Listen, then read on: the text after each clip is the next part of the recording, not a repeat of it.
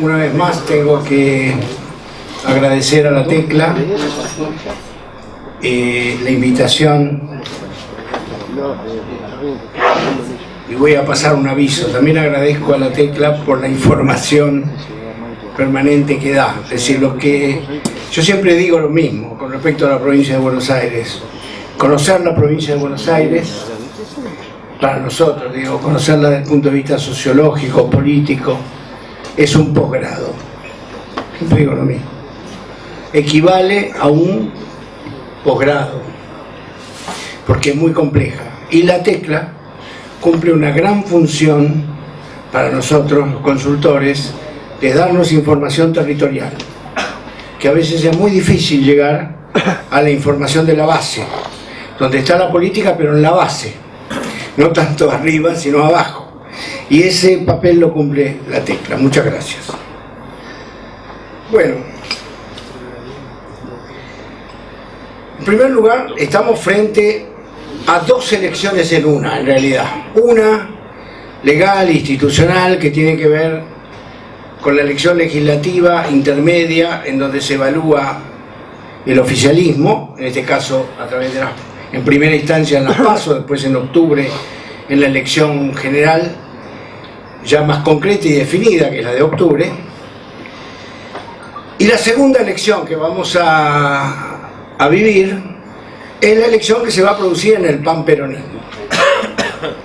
El panperonismo, ya que encontramos, ¿por qué le llamamos panperonismo? Porque encontramos votos, los investigadores, los consultores, y el mismo sentido común de cualquier lector de diario que siga la política, se dará cuenta que hay un peronismo fragmentado, y que ese peronismo fragmentado se expresa en caudales de votos de diversos candidatos. Entonces encontramos votos peronistas en Unidad Ciudadana, votos peronistas en Uno País y votos peronistas en Cumplir. También hay algún voto peronista que va a Cambiemos, en menor proporción, pero va. Eso es lo que le llamamos el panperonismo. Todo este panperonismo, todo este volumen político que está más allá de las coyunturas, está enfrentando, no sé si se dio cuenta el peronismo, está enfrentando un gran desafío, enorme desafío de supervivencia, de organización, de constitución, frente al siglo XXI, porque es un movimiento del siglo XX, y algunos movimientos del siglo XX han desaparecido con el siglo. El peronismo enfrenta una lucha por su supervivencia y por su organización, ¿no? Eso también de algún modo lo vamos a vivir en la próxima elección de las PASO. Conceptualización del escenario electoral. ¿Cuáles son los ejes principales que surgen de los estudios cualitativos? Uno es la situación socioeconómica.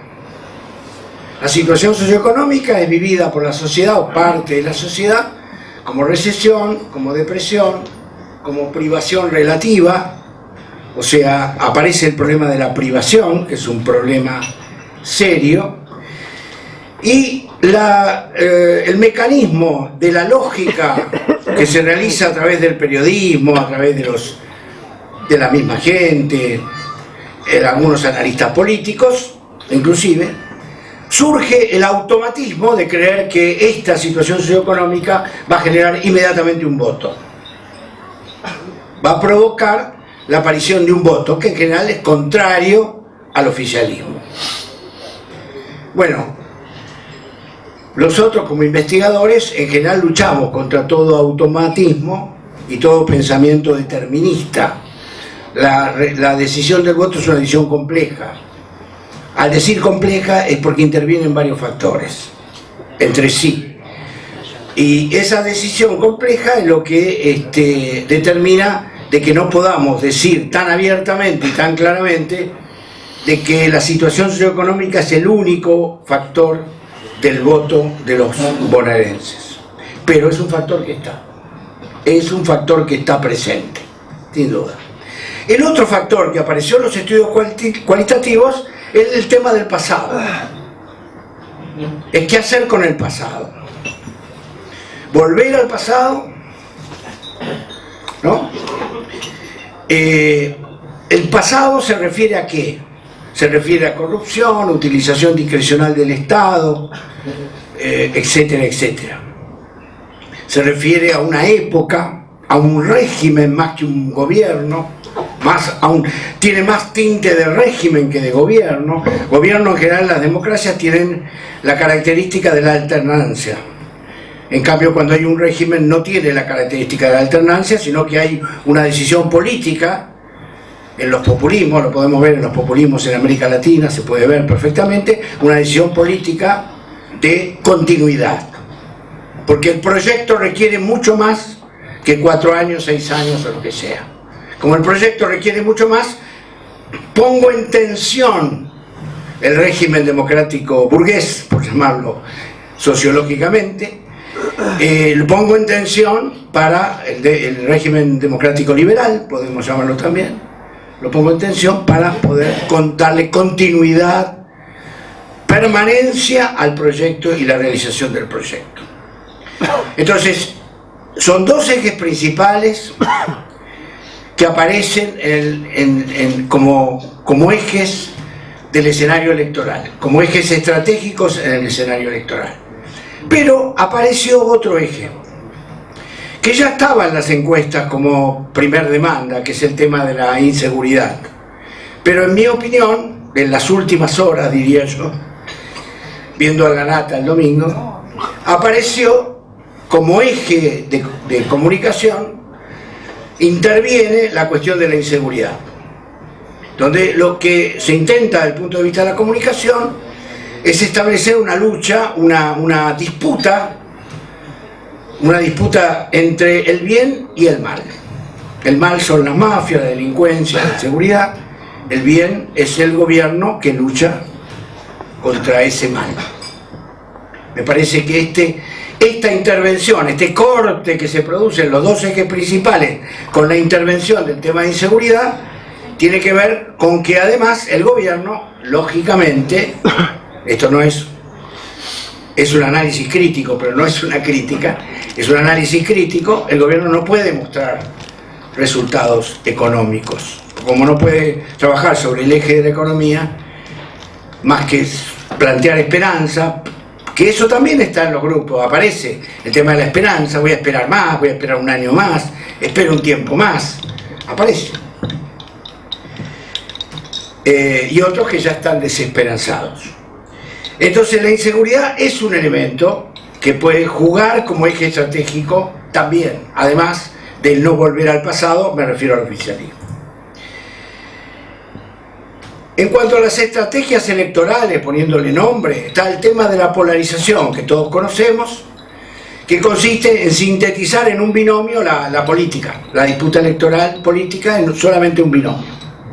Poner al kirchnerismo de esa manera, digo desde la óptica o la intención oficial, poner al kirchnerismo al límite por el techo electoral que tiene, o sea, hacerlo jugar al kirchnerismo como principal opositor y ponerlo bien arriba, ahí en el techo, porque de ahí no va a pasar. Por supuesto que esta estrategia, ustedes lo están pensando en este momento, lo habrán pensado antes, esta estrategia es riesgosa, claro que es riesgosa, sin duda. Después lo podemos ver en los números. Consolidar en el rol del principal opositor y eventual jefe de oposición a Cristina, como dijimos recién, a Cristina Fernández de Kirchner. La ubicamos, principal opositora, le damos centralidad, junto con la judicialización de su situación y de la situación de sus colaboradores del gobierno anterior. Ahora, esta estrategia se juega para ahora, para las PASO, pero es una estrategia que depende del resultado de las PASO, diría con cierta seguridad, va a continuar hasta octubre. El eje de la polarización no termina en un mes, continúa, en mi opinión. La corrupción como negatividad del peronismo K. Es decir, la corrupción como una demanda de la opinión pública, evolución de la subjetividad colectiva. Acá hay que hacer una aclaración. ¿Qué quiero decir con esto? Rápidamente. El tema de la corrupción crece en las encuestas, sí, pero no la lidera, no la lidera. ¿Qué quiere decir esto? Esto es una mala noticia, pero es la verdad, es lo que surge de los grupos, no lo digo yo, es lo que dice el pueblo. La corrupción es parte del paisaje para la sociedad. No sé si se entiende. Es un hecho natural. Cuando ocurre un hecho de corrupción que aparece por televisión, la población, lo hemos confrontado con videos en grupos, la población dice, es lo que esperaba, no esperaba otra cosa. Eso por supuesto habla mal, y como ustedes saben, la actividad política no tiene un enorme el prestigio que todos quisiéramos que tuviera, que debería tener, que debería tener, ya que la política es una de las cosas más elevadas de la ética, ¿no? De la ética. Lo que quiero contar rápidamente es cómo funciona en la cabeza del elector el tema de la corrupción. Rápidamente. El tema de la corrupción es que aparece la información. La información confirma algo que el elector sospechaba. Ahora, entre lo que media de la denuncia y el hecho, la acción es ir en cana, para decirlo en el lenguaje más claro posible, ir en cana. Si en el tiempo que va la denuncia, que sale por todos los medios, se produce un tiempo prolongado y no aparece ese final, esa resolución de la corrupción, el Estado no lo logra resolver, se empieza a neutralizar en el elector. La cabeza del elector se empieza a neutralizar y a perder importancia. ¿Se entiende lo que digo? Producida la denuncia, tiene que rápidamente resolverse el tema. Si rápidamente no se resuelve el tema, queda como un sedimento. Sin duda, algo queda. Un sedimento. Pero ese sedimento no tiene el impacto suficiente como para decidir una elección. No lo tiene. O porque la justicia llega tarde, o porque no llega nunca. De más está decir, ustedes ya lo saben por mis colegas, lo han visto en otras presentaciones, tampoco la justicia merece una gran consideración pública. Ojalá lo tuviera. Bien, por último, la restauración kirchnerista como estrategias electorales. Es indudable que el peronismo kirchnerista intenta una revalorización o valorización del gobierno anterior. Para eso, la novedad en este espacio es la modificación del estilo en cuanto a la comunicación, en función de la solidaridad y sensibilidad social, el acto de Arsenal. Y disminuir la agresividad en la comunicación. Estamos hablando de una única figura que reúne a todo este espacio, que compacta este espacio, que lidera este espacio, que es la expresidenta Cristina Fernández de Kirchner. La disputa comunicacional. La disputa comunicacional muestra estos flujos de comunicación.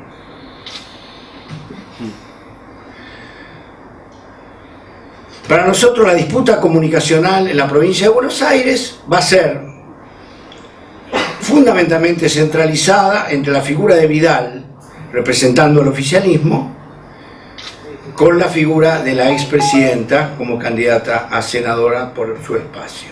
La comunicación va a ser dirigida, focalizada, podemos agregar a Vidal, habría que haberlo agregado, a Vidal a la figura de Macri, también como parte de esa disputa y de ese objetivo comunicacional que se va a entablar.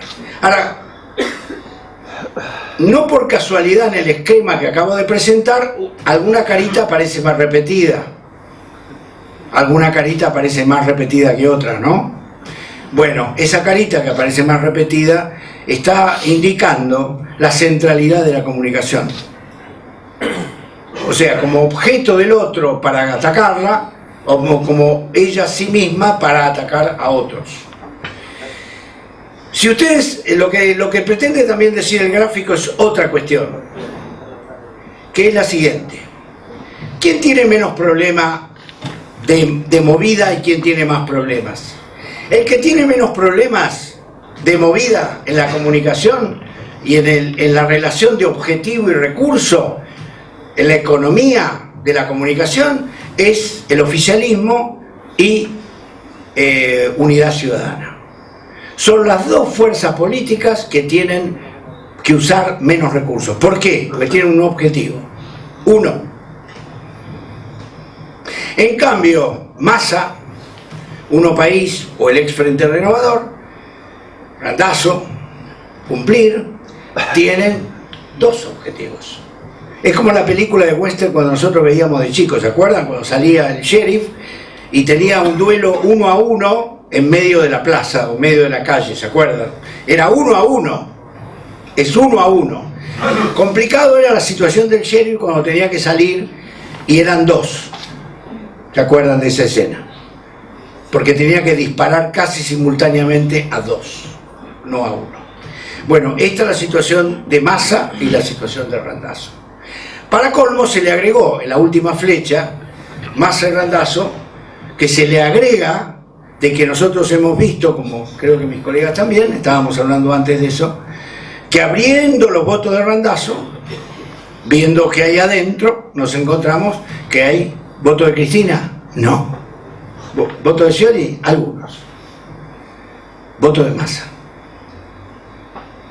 O sea que hemos encontrado un espacio de competencia y canibalización entre Randazzo y Massa. Por eso la flecha. Bueno, resultado, vamos terminando, ¿no? Creo que cumplí mi horario. Lo que vemos ahí son rangos. Rangos quiere decir, tomamos las mediciones nuestras de junio, de julio, la última de hace pocos días, y establecimos rangos. Sacamos promedios, vimos de cómo fluctuaban los votos. Lo que estamos viendo en provincia hoy, en esa fluctuación de votos, estamos viendo una ventaja de Unidad Ciudadana sobre el resto. El resto es, en segundo lugar, Cambiemos, con una fluctuación entre 25 y 31%, Unidad Ciudadana entre 31 y 37%, y Massa, o sea, Uno País, Massa Stolbizer con 17,22 en tercer lugar. Una fluctuación de Randazzo entre 4 y 9 y una fluctuación de la izquierda entre 2,5 y 5,5. Estas son las fluctuaciones que nosotros fuimos observando con una siguiente aclaración. Si estamos hablando de medición de junio, estábamos midiendo cuando todavía Cristina no era candidata y estábamos viviendo a Scioli, por ejemplo, de primer candidato a senador. Es indudable, es importante aclarar, que cuando se define la candidatura de Cristina Fernández de Kirchner, lo que nos pasa, lo que medimos, nos pasa algo. ¿Qué es lo que nos pasa? Vemos el voto mucho más compacto de Unidad Ciudadana. El voto más compacto, el voto más alto, el voto más definido, aparece, más fiel, aparece cuando Cristina Fernández de Kirchner termina en el cierre de lista, aparece como candidata. Es indudable que tiene una capacidad de compacto de voto importante. En el caso de Bullrich, nosotros variamos de junio a julio hasta que se definió Bullrich. Teníamos a Carrió, o sea, recuerdan ustedes que Carrió se hablaba de si iba a ser candidata. Bueno, Carrió tenía una diferencia entre ella y Cambiemos, es decir, Carrió sacaba más votos que Bullrich, pero menos votos que la agrupación o la alianza Cambiemos. Por lo tanto, le daba a Cambiemos una proyección interesante de votos, entre los primeros, pero Carrió no lograba completar, a medida que se iba enterando la gente, iba completando un poco el llenado entre su diferencia y la diferencia con Cambiemos. Bueno, lo de Massa pasó también lo mismo, en términos de asegurarse quién era el candidato, aunque en realidad el caso de Massa, nosotros medíamos Massa, no medíamos otra figura, medíamos a Massa. Antes pusimos a Vidal, porque hay una cosa en el escenario electoral que hay que aclarar a la fecha. Cuando nosotros estamos hablando de Vidal, que no es candidata, pero que para nosotros es la figura principal de la campaña electoral del oficialismo, es porque en realidad también es cierto que hay una decisión política y al trasladar a Carrió a la capital, Carrió igual va a hacer campaña en provincia, a trasladarla a la capital de poner una figura de otro tipo, que inclusive se llegó a decir que no interesaba mucho. Es cierto, Esteban Bullrich, hasta el momento que estamos hablando, no sé, dentro de 20 días, hasta el momento que estamos hablando, Esteban Bullrich no tiene el posicionamiento suficiente de un candidato de la envergadura de Carrió o de la envergadura de cualquier otro candidato de los principales competidores. No lo tiene porque es poco conocido, porque es un hombre que habla poco en los medios, se muestra poco, escasamente, ahora va a empezar a moverse. Por el momento Esteban Bullrich no ha logrado el posicionamiento. Va a tener que ser necesariamente, la rueda de auxilio ahí es Vidal, que es más que una rueda de auxilio, es el auto y la rueda de auxilio. Esta es la última medición, que lo tomo como una fotografía, nada más que como una fotografía, porque ahí nos sorprendió el resultado. A mí me sorprendió porque Cristina alcanzaba el punto más alto de todo lo que habíamos visto hasta el momento. El punto más alto alcanzó Cristina en nuestra última medición del 27-30 de junio. Mañana nosotros estamos cerrando la encuesta y seguramente mañana estaremos dando a conocer el nuevo resultado, porque vuelvo a decirlo, hay variación de votos entre los candidatos. Esta es una medición que hicimos tomando esta última medición, pero preguntamos, averiguamos sobre el voto firme o el voto posible de cambiar. Por supuesto que la mayoría de los que contestan que el voto que han tomado, la decisión que han tomado es una decisión firme y que no van a cambiar. Pero hay algunas proporciones dentro de cada uno de los espacios políticos que está dispuesto a variar, o sea que el voto no está firme. Sobre todo es en el espacio de Uno País, en el espacio de Massa, Stolbizer, donde encontramos mayor posibilidad de cambio de voto. También encontramos un cambio de voto en el oficialismo, en Cambiemos, y un cambio de voto menor en el peronismo K, donde, como dijimos antes, hay un voto mucho más firme, más consolidado, etcétera, etcétera. Bueno, esto es simplemente para confirmar la fidelidad del voto a Scioli en relación a Cristina. Acá lo que se analiza son la fidelidad del voto. Fíjense que llega, en el caso de Bullrich llega a 71, voto a Macri. Estoy hablando del voto no del balotaje, sino de la elección general, no del balotaje. Y ahí encontramos distintas alternativas. Massa tiene un 50%, 51% está ahí al costado. Massa tiene un 51% que votaron, de los que votaron a Massa presidente, votan a Sergio Massa para diputado, para senador, perdón. 51%, o sea, la mitad de los que votaron a Massa presidente votan a Massa de nuevo. Este es un nivel de fidelidad bajo o mediano. Bajo o mediano, sin duda. Bueno, hay un voto a Stolbizer como candidata que va a votar por Bullrich, va a votar por Cambiemos, como suponíamos. No nos sorprende eso. Sigamos un poquito más. ¿A quién no votaría nunca? Techo electoral. Bueno, Cristina Fernández de Kirchner, el famoso techo, 47,7, 48%, uno de cada dos, podemos decir, un poco menos de uno de cada dos no está dispuesto a Cristina. El tema es el siguiente: ¿le alcanza a Cristina con el resto del techo? Le alcanza. ¿Le alcanzaría? Vamos a ponerlo en condicional. Sí, le alcanzaría. Alcanzaría. Con respecto a la polarización, bueno, lo que encontramos es que hay un 25-26% de los votantes en toda la provincia de Buenos Aires, estamos hablando de toda la provincia de Buenos Aires, 25-26% de votantes de la provincia de Buenos Aires que vota vota en forma negativa, es decir, vota haciendo un voto estratégico, voto para que el otro no gane, voto a Cristina o voto a Bullrich para que el otro no gane. El otro es Cristina o el otro es Bullrich, o el otro es Cambiemos. O sea, hay un 63% que va a votar al candidato que le guste, que le interesa, sin pensar en la negatividad. Esto es lo que tenemos, lo que quería mostrarles, nada más, y bueno, gracias, nada más.